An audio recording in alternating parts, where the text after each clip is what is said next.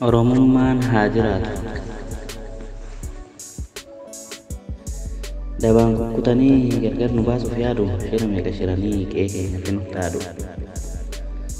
Ormatti kooluu galee micciiramee dabee laaftutti hin seenne diinni keenya waan keenya cabe.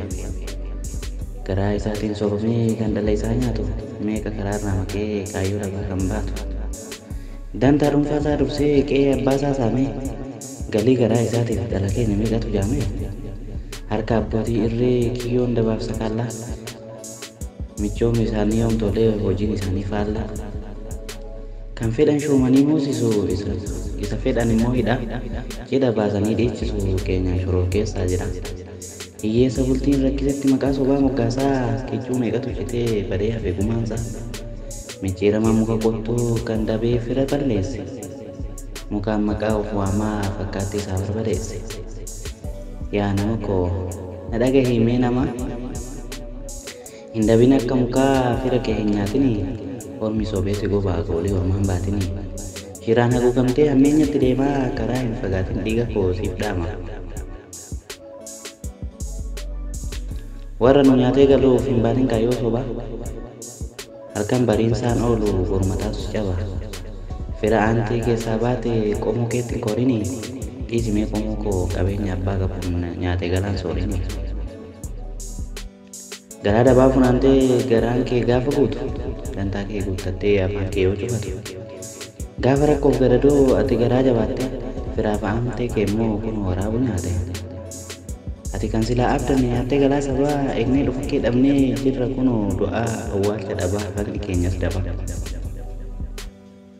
Jallaan akka keetii garuu dabaan si fakkaatu.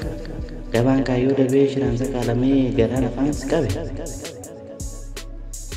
Qomoo kee daldaltaa maallaqaan sharaftee ati nama alaataa waa'ee garaa jabaatti. Dabni kee iyyan hammeenyi kee naraa janatiin qayaa tiru. Harka micciiramee harka isaa nyaatu sobeesi michoomee kan bol dhaanteef qofa.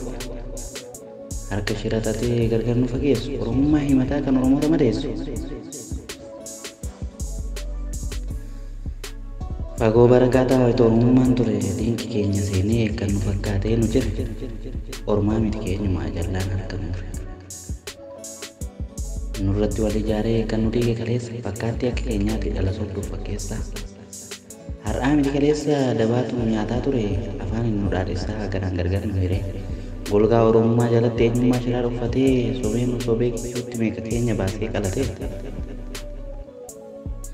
Afaan hin gamana garaan achi fakkaata baramee ganamnee sobee malaan nu nyaata. Kan jechiif gochi addaa kan garaan isaa buburree taankarii garaa siree afuuftu meeqa agarree. Raqaaf soba kan nyaatee dhalli qaajibbuuf naachaa baramee ka jiraatee irra keessa nu fakkaachaa. Ilaamee yaa namaa dhagaye yaa michuu akki goonu akki ta'u oromummaa sobaan qabnu sobaan homtuu gaaran ba'u dhugaadhaaf haa jiraannu biiftiin dhugaa haa bari'u. Wal sobuuf mala maltee wal nyaachuuf garagaltee garaa keetiif saba gantee hin jiraattu of galtee. Dhiisinuu summiidhaan oromummaa balleessaa shirri jaraan miidhaan gargar fageessaa. Ijji kee osoo ilaaluu osoo si yaadduu qalbii dhiisi dhugaa awwaaluu abbaan dhugaan moo rabbii.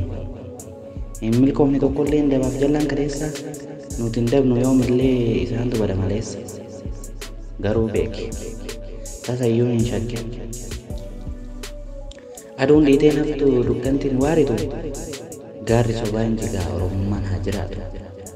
Har'a garaa keef jettee obboloota keenya hartaa gamaaf gamana jettee asiif achis fakkaata barri tokko ni dhufa namuu gad isaa argata. Hattuuf galtuun dhabamtee oromummaan jiraata. Barreessaaf seenessaan dhugaa